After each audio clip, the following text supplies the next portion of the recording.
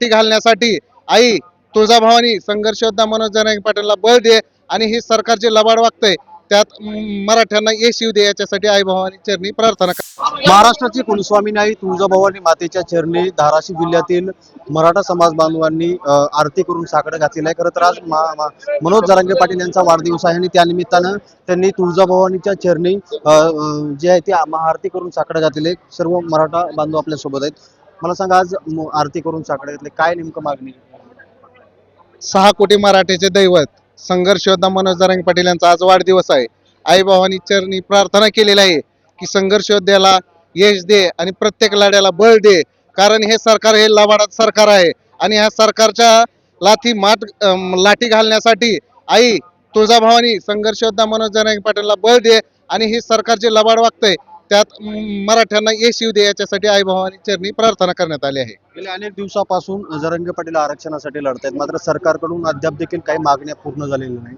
काय मागण्या काय झालेल्या आहेत की जी आर झालेले आहेत, परंतु त्याची अंमलबजावणी नाही राहिलेली आहे। सरकारनं काय केलेलं आहे, घोषणा केलेल्या आहेत, पण आम्ही ज्यावेळेस सर्टिफिकेट काढायला जातो त्यावेळेस तिथं खूप अडचणी आहेत। कधी तिथं व्हॅलिडिटी आमच्या होत नाहीत। खूप जणांच्या, कोट्यावधी लोकांच्या जर विद्यार्थ्यांचा जो प्रश्न होता, शालेय वर्ष चालू झालेले आहेत पण विद्यार्थ्यांचा प्रश्न मिटलेला नाही।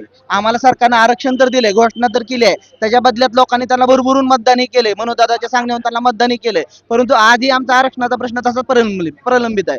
त्यांनी तात्काळ त्यांच्या मागण्या पूर्ण कराव्या। जर मनोज दादा जर आज उपोषणाला जर बसले तर संपूर्ण सकल मराठा समाज त्यांच्या पाठीमागे कोटींच्या संख्येने आंतरवलीला धडकणार आहे आणि ते त्यांना सहन होणार नाही। सरकारला 29 तारखेला पुन्हा एकदा आंदोलनाचा इशारा दिला आहे, कसं बघताय?